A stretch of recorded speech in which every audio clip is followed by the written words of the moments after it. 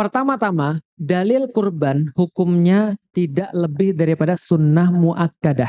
Berarti ini adalah sunnah yang kuat. Kenapa sunnah yang kuat? Karena Rasulullah Shallallahu Alaihi Wasallam tidak pernah meninggalkannya.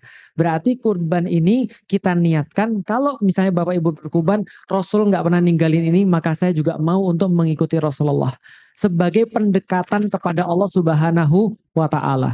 Maka Allah kata di dalam Al-Quran, wasjud waqtarib, maka bersujudlah dan mendekatlah kepadaku. Kenapa kata-kata itu namanya kurban? Karena kurban artinya adalah pendekatan. Kurobah artinya pendekatan. Takorub adalah pendekatan. Maka kurban adalah pendekatan dan hukumnya apa tadi? Sunnah muakkadah. Sunnah yang dikuatkan. Atau bisa kita sederhanakan, hukum kurban adalah sunnah. Maksudnya sunnah adalah apa? Kalau Anda kerjakan mendapatkan pahala yang insya Allah luar biasa karena ini Rasul tidak pernah tinggalkan. Tapi kalau Anda tidak melakukan juga, maka itu tidak mengapa. Apalagi kalau Anda sudah pengen banget, tapi nggak ada duit. Insya Allah pengennya itu sudah dapat pahala. Karena bedanya dengan perbuatan buruk, perbuatan baik, niat aja udah dapat. Itu bedanya. Jadi kalau pengen banget Ustaz tapi saya miskin, bagus, teruskan niatnya. Gitu kan ya. Walaupun gak ada uang untuk kurban. Contoh nih, ibu-ibu tidak pernah ketinggalan sholat tepat waktu. Pas haid, alhamdulillah masih dapat bulan. Pas haid ibu-ibu gak bisa sholat. Pertanyaannya, pahala sholat wajibnya terus atau berhenti? Terus. Gak hanya sholat wajibnya terus loh. Sholat sunnahnya terus, amal-amal lain yang sudah didawamkan terus.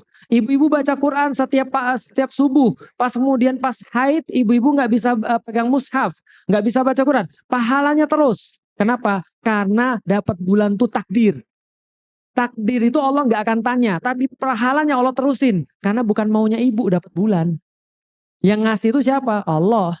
Itu adalah kodratnya ibu, takdirnya ibu. Makanya kemudian itu akan ngalir terus pahalanya. Oke, berarti pembahasan awal bahwasanya kurban adalah sunnah. Berarti kalau sunnah tidak dilakukan juga tidak mendapatkan dosa. Ada lagi pertanyaan, Ustadz saya belum akikah.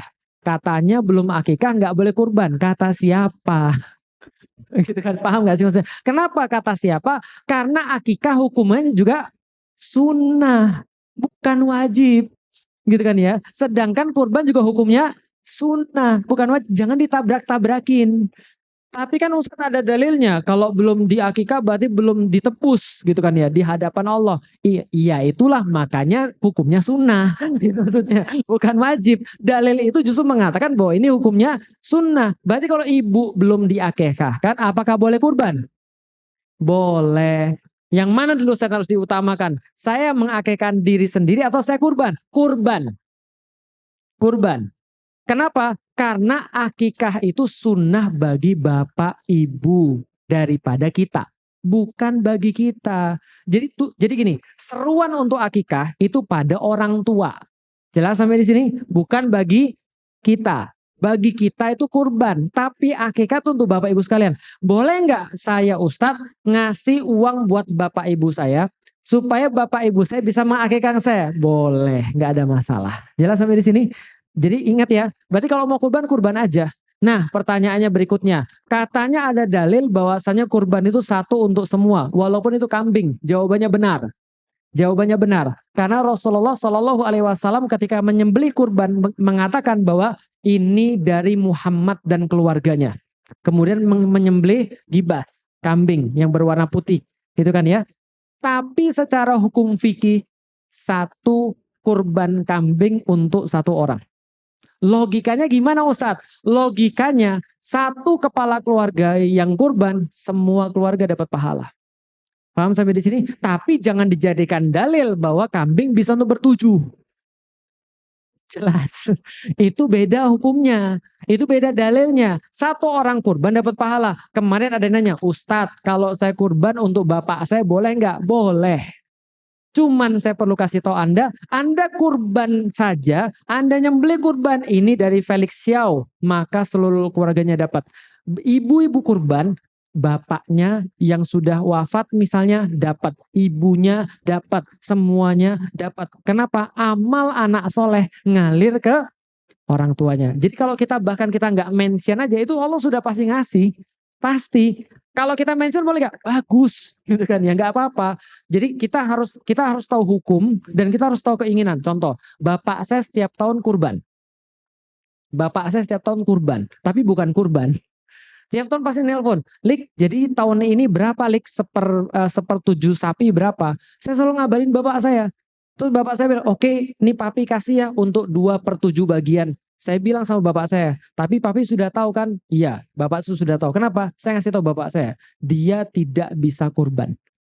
Tapi dia bisa ngasih uang ke saya. Maka uang itu akan saya pakai untuk kurban atas nama saya atau atas nama anak saya atau atas nama istri saya, siapapun yang saya mau. Tapi uang yang dia kasih insya Allah menjadi sebuah kebaikan. Kebaikan bagi orang yang bukan muslim apa? Mudah-mudahan jadi jalan hidayah. Bisa difahami Bapak Ibu sekalian. Nah, hukum tetap hukum, tapi keinginan boleh keinginan. Balik lagi ke pertanyaan ibu yang tadi. Berarti kalau saya berkurban seorang suami, apakah seluruhnya dapat? Dapat insya Allah. Kalau suami saya kerja, apakah dua-duanya wajib? Tidak mungkin wajib. Karena hukum kurban tetap sunnah. Bagusnya seperti apa Ustadz? Ya tentulah namanya kurban lebih banyak lebih bagus. Kalau ibu punya duit, bapak punya duit, ya kurbanlah lebih banyak. Gitu kan ya. Dan itu bukan dihitung karena penghasilan, tapi karena kita pengen lebih banyak mendekat kepada Allah. Bisa difahami ya? Jadi itu jawabannya. Wallahu a'lam bishawab. Kita